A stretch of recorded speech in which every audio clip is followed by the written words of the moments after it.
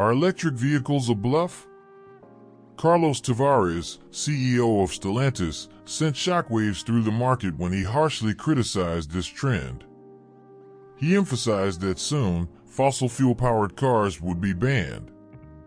Simultaneously, electric cars could see their prices raised by up to 40%.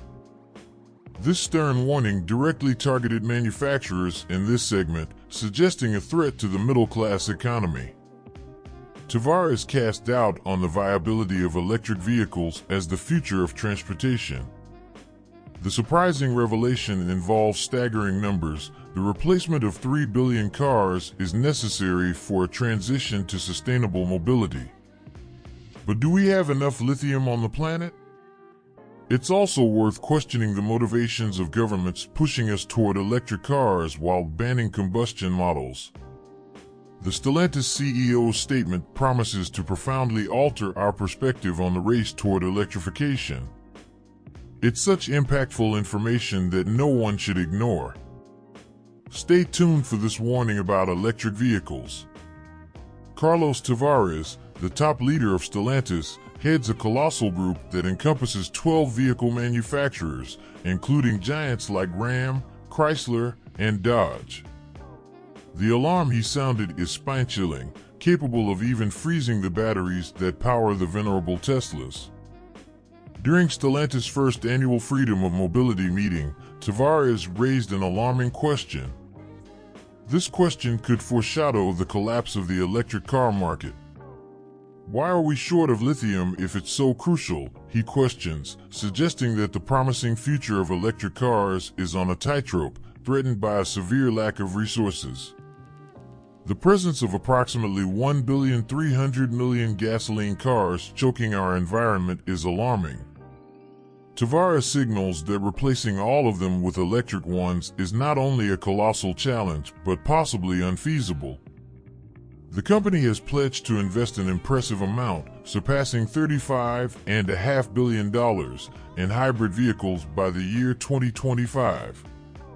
Partnerships, including one with Samsung for a battery factory, are part of this ambitious plan. But a haunting doubt lingers: do we have enough resources?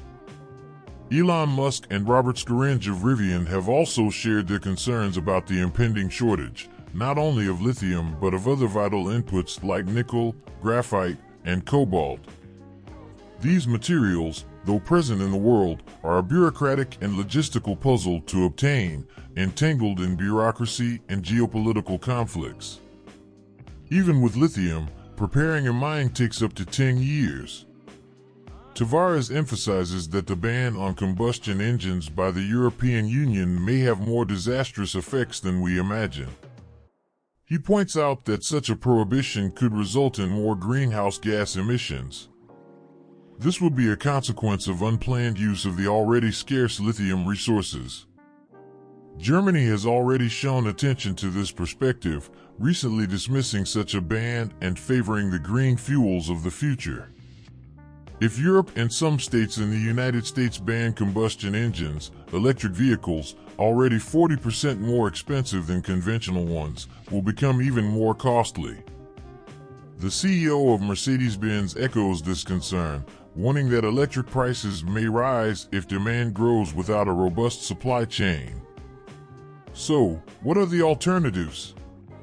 Tavares proposes a minimum target of 50 to 80 kilometers of emission-free range for all new vehicles. Such a measure could be a more viable and effective path, considering that 90% of daily trips are shorter than 50 kilometers. With a touch of sarcasm, he points out that we are still far from the desired range.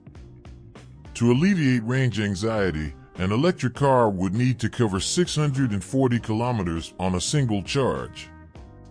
But Tavares goes further, revealing a factor that directly impacts the middle class. He discloses that producing an electric vehicle costs 40% more than a combustion one. The most terrifying consequence, according to him, is that passing this cost on to consumers would cut the customer base in half. Thus, the dream of an affordable electric car for the middle class seems more like a house of cards on the verge of collapsing. The issue of the weight of electric vehicles also comes into the equation. Tavares points out that a range of 644 kilometers would mean adding 454 kilograms to this weight, which is not viable in the long run. He acknowledges that, given current regulations, it's either electric or no choice at all. However, he suggests a drastic reduction in CO2 emissions, which could be achieved by replacing vehicles over 15 years old with modern models, possibly light hybrids. Finally, Tavares criticizes how climate policies are being used. He warns that they should not serve as a tool to reshape competitiveness in global trade. Countries like the United States and China are pouring significant financial investments to drive sustainable technologies and cars that do away with fossil fuels. Carlos Tavares, at the helm of Stellantis, suggests that fierce economic competition may arise under the banner of combating global warming. This concern is not the product of a fertile imagination, but a warning of potential setbacks in the progress of non-polluting vehicles. These cars were presented to us as the key to solving ecological crises. The Stellantis leader finds echoes in similar challenges faced by giants like General Motors and Ford, grappling with rising prices of battery components. Recent rules on tax benefits in the United States have also caused hindrances. These rules, in fact, support a divided industry rather than a united one, hurting more than helping. Tavares warns that without the ability to dilute extra costs, electric cars will become luxury items. For him, an acceptable value for these vehicles would hover around $25,000. The question arises, if we depend on tax incentives to make the technology viable, what will happen when these incentives end? The working class might be marginalized from the new vehicle market, perhaps even from personal mobility itself. Stellantis proceeds with caution, yet remains vulnerable. Even its electric truck, the Ram 1500 EV, will have to rely on an auxiliary gasoline engine, highlighting the company's difficulty in fully embracing electrification. Despite an 80% decrease in battery costs, the initial price of electric vehicles remains high. Jeep, an icon of ruggedness, also feels the impact of these changes. Despite its hybrid models like the Wrangler and the Grand Cherokee 4xe, Jeep sees its sales decline and its image deteriorate. In the first quarter of 2023, the drop was nearly 20%. The Ram series suffered a decline of 17%. The significant increase in Jeep prices contributes to this scenario. In 2015, a Wrangler cost between $35,000 and $38,000. Fast forward to 2023, and the price jumps to $52,000. This adjustment reflects not only inflation but also CEO Carlos Tavares' decision to elevate Jeep to a luxury status.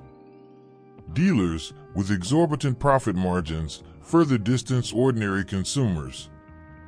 This market direction now turns against Jeep, affected by quality issues and recalls. Safety is at stake. Moreover, high-end features in electric vehicles inflate their costs. For example, the Ford F-150 Lightning Electric starts at $56,000, well above the conventional version.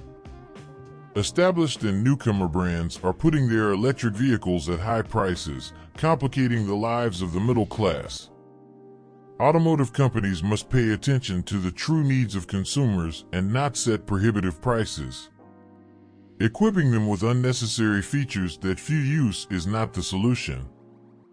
Faced with these findings, unsettling questions arise. If the production of electric vehicles is 40% more expensive and cannot be passed on to the consumer without losing a significant portion of customers, what will be the fate of these vehicles? Are we on the brink of a crisis that could exclude the middle class from individual mobility? The most alarming thought is that efforts to preserve the environment may, in reality, be detrimental. Time is ticking, and the answers to these questions may define our collective future. On which side are you in this competition between electric vehicles and gasoline cars? Share your opinion in the comments. So, if you enjoyed this video, don't forget to give it a like and subscribe to the channel, turning on notifications because I post new videos every day. See you in the next one.